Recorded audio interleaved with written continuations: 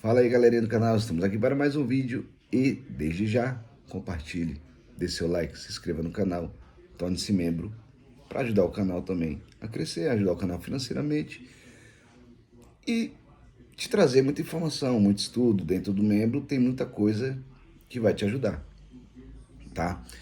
E jogo de búzios 11986457600, mas fique até o final desse vídeo porque ele é bem interessante, pode tirar algumas dúvidas suas. O vídeo de hoje eu fiquei pensando, eu venho falando sobre Quimbanda, eu venho falando sobre as egrégoras, eu venho falando muito sobre essa parte espiritual. E aí teve alguns internautas que têm algumas dúvidas, como que Quimbanda, qual é a vertente certa, qual é a correta, qual é a que eu sigo.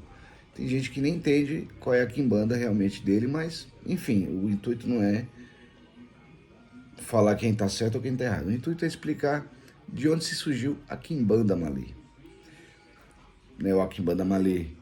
Então, isso a gente vai voltar no ano de 1600, quando os portugueses introduziram a escravidão no Brasil.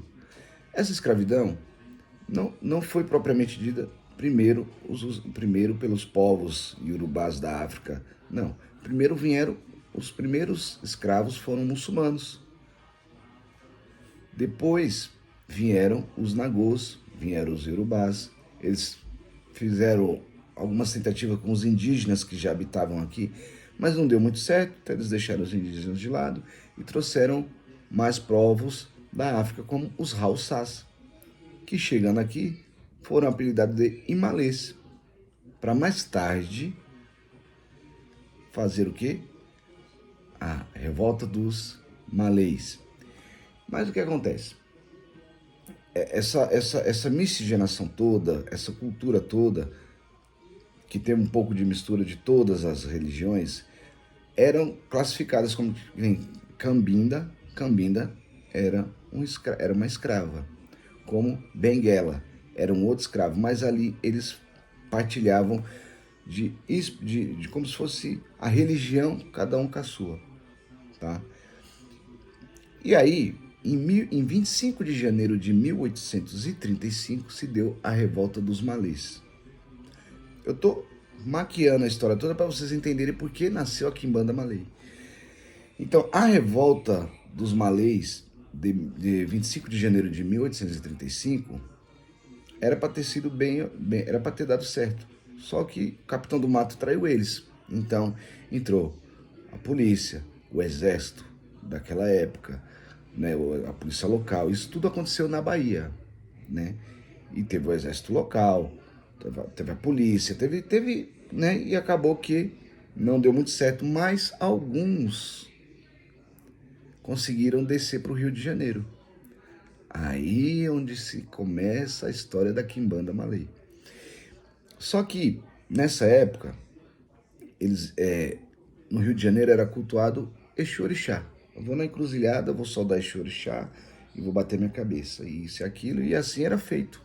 Não existia ainda esse hemisfério chamado Tranca-Rua, Maria Padilha, Maria Navalha. Não se tinha ainda esse tipo de culto, que é propriamente da onde nasce após a revolta dos malês. Por quê? Porque alguns descem para o Rio de Janeiro e esses camaradas aí, eles incorporavam os nigangas. O que eram os nigangas? Os nigangas eram os espíritos feiticeiros. Pois é, os espíritos feiticeiros.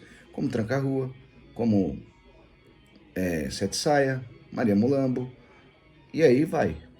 Então eles eram nigangas, mas os nigangas quer dizer o quê? Eram espíritos que incorporavam neles, chamados de feiticeiros. Eles praticavam, esses espíritos vinham e praticavam o quê? A arte da magia. E aí o que acontecia?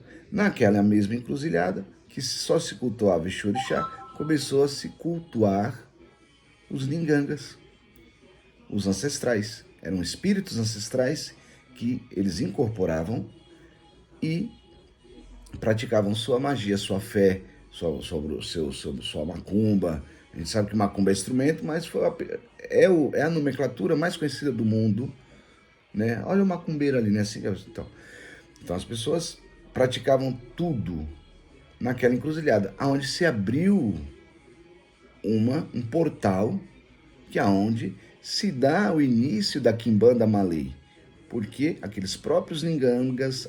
E a mulher, é interessante que a mulher, ela tinha o homem que incorporava o espírito Ninganga, ele já se auto tinha um apelido de Ninganga, e a mulher era Pambunugila.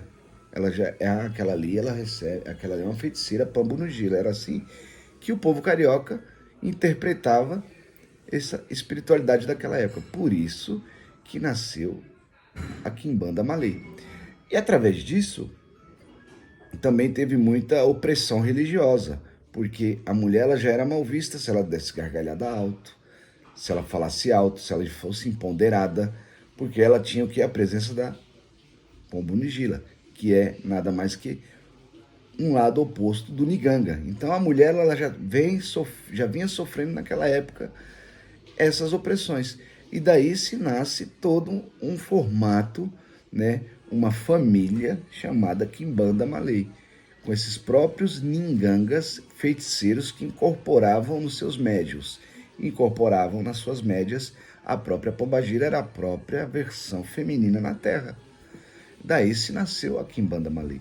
Então por isso que é importante o culto de Exu e Pombagira, por isso que é importante você saber como se deu o início, como se está no meio e como se vai ser o fim. O fim nunca vai existir, porque quem vai ter o fim somos nós, mas a espiritualidade vai continuar. Então, procure saber cultuar sua Pombagira e seu Exu dentro dos moldes da Quimbanda, seja o segmento que for. O meu intuito não é falar quem está certo, quem está errado ou falar mal de ninguém, e sim uma pequena explicação de como nasceu a Quimbanda Malay no Brasil, através da revolta dos Malays de 1835. Espero que esse vídeo te ajude a tirar dúvidas sobre a sua espiritualidade, sobre o seu Exu, sobre a sua Pombagira e por que eles viveram várias vidas e hoje ele adentra o seu ori, pega seu corpo e faz a sua jornada terrestre. Sou Babalu de Chá Júnior de Oxuguian, esse é o canal Ori Produções.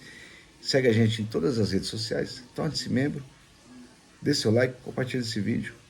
Jogo de Búzios 11 98645 7600 e até o próximo vídeo.